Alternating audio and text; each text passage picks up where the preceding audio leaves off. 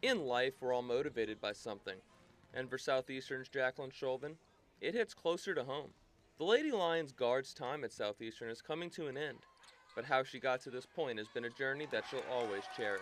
Scholvin is one of three triplets, all who also attend Southeastern. At the age of 5, the siblings lost their mother Cecilia to pancreatic cancer, and since then, they found strength through their loss. You as a child and your siblings, you guys are all 6 years old. What about that strength that you guys needed to have following the loss of your mother? At 6, I don't think any of us had a good grasp as to what death was, what heaven was, the reality of the situation, and the fact that we would really never see her again.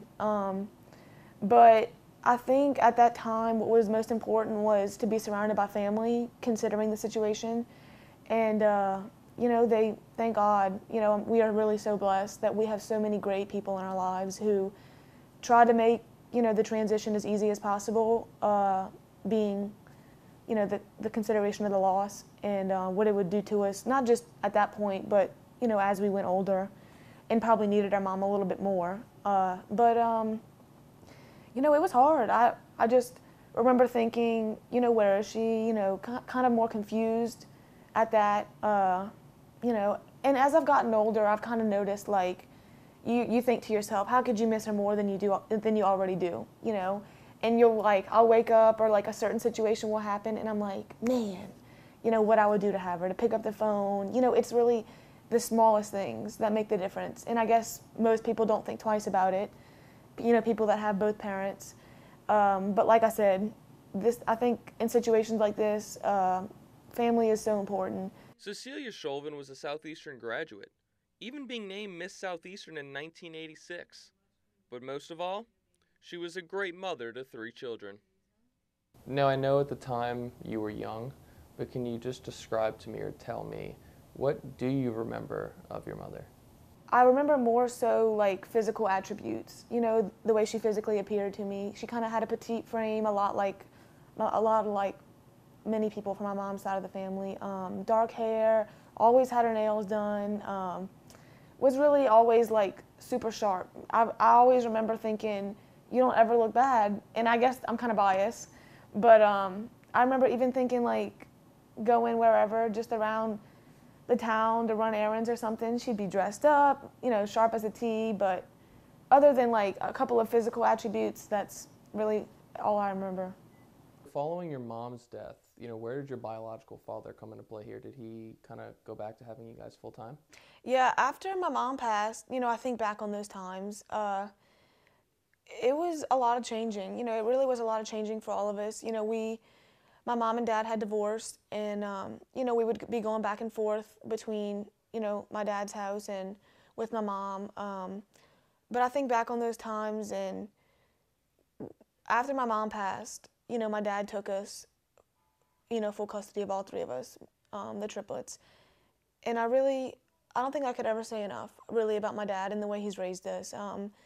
It's not easy to raise one kid alone as a single parent, but to have done it in the way he did and have 3 of us, I really couldn't give him enough credit. He's always instilled in us how important it's been for us to lean on one another when we need to, considering what we have gone through. And, times weren't easy. I mean, he was raising 3 kids by himself and trying to make ends meet, but he never let us go without. He gave us everything and anything we needed, food on the table, shelter over our head. And, was really all we could ever ask for in a parent, growing up. And even now in college, we're able to enjoy each other, especially considering he came here along with so much of my mom's side of the family. But my dad, I really could never give him enough credit. So thankful for all the sacrifices he has made over the course of not just my basketball career, but over the course of our lives, and to be sure that no matter what, we were taken care of. So, truly blessed with someone that, was given a hard task, but he took the bull by the horns and got it done the best way he knew how. And I think we've come out pretty well. We get along, we all love each other, we're good kids and we do fine. So really couldn't say enough about him. Growing up, Scholvin found love in basketball, spending most of her time on the court. Scholvin was a standout at Fontainebleau High School, scoring over 2,000 career points. Basketball was always important to her and her family, as it was truly her outlet. Because growing up, for my siblings and I, it was always, sports was kind of like a way, an outlet. It was something that we could do to, have fun, not really worry about really so much her loss and how it affected our lives. It was something that we could do to kind of get our mind away from everything, something fun, something interactive. We were always surrounded with friends and, having to have family come along with us to see games and stuff like that. It was a big outlet, especially for me over the course of my career, being able to go off and play in college. And it kind of gave me a reason to do what I do. Not that I would have wanted it any other way, but it really allowed me to tell myself, like, I do it for someone like that because I know she would have wanted to see me, grow up and succeed with whatever I did.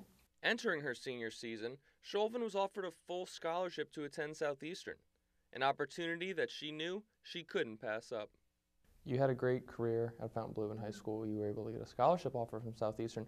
What did it mean to you to have the ability to go play at the next level, basically free of charge? It meant the world, and being said that, I've had so many of my former family members come and play here and attend school here, and I've been fortunate enough to have the ability to be given a scholarship and have my tuition paid for, which is something that most people would dream of, so to be able to sign a scholarship to play, and not just play, but so much at a school so close to home, and having my siblings come here, family and friends so close, I really, I couldn't ask for better. Very blessed. Scholvin's first 3 seasons at Southeastern have been a success, playing in 79 games. Scholvin started 18 games in her first 3 seasons, mostly being used first off the bench for the Lady Lions. Scholvin is an act for being pesky on defense, even forcing 30 steals in her junior season. As her senior year approached, Scholvin was excited to get back into the swing of things, but then her world got shaken up one more time. Chris Maladu, Scholvin's stepfather, was killed by a drunk driver while he was Ubering in Lafayette. Can you take me back to the night when you got that call that your stepdad had passed away? My Aunt Sharon texted me that one August 25th, that morning at about 7:38. I guess due to our basketball schedules, I'm so used to waking up early. I was awake, and I got the message, and it said, please call me as soon as you can. And I remember calling her, and she said, where are you? You might want to take a seat. So I took a seat, and she said, Papa Chris was involved in a car wreck. He was hit by an intoxicated driver. He was taken to the hospital and didn't make it. And I remember thinking at the time, not again, no way, not me, not us, no way. Not once, but twice, here we go. I'm thinking, here we go again. But it really, it must have taken about 2.5 hours. Jenna, John, and I packed our stuff and were in Lafayette 2 hours later. And it really doesn't hit you. I wouldn't even say it didn't even hit me that week. Even seeing him, having to go, to the funeral, it really just kind of seemed like a big blur. The days seemed long, the nights seemed even longer. And you go through it, and even though in the back of your mind you tell yourself, this is real, like, this is real, it kind of just seems like a big dream. And even now, it's only been a couple months, I think to myself, it just seems like a dream, really. Like he's on vacation and he'll come back. Maladu married Scholvin's mother in 2000, with Scholvin giving birth to a pair of twins in 2001. So your stepdad marries your mom, who already has 3 children, and then they have 2 more children of their own, and then your mom, falls ill. Can you just talk about what your stepdad meant to you guys as a whole, because that's a lot of responsibility to take on? He meant the world. He really did. He meant the world to us. I remember all 5 of us playing baseball in the backyard, from the sun up to the sundown, in the streets playing.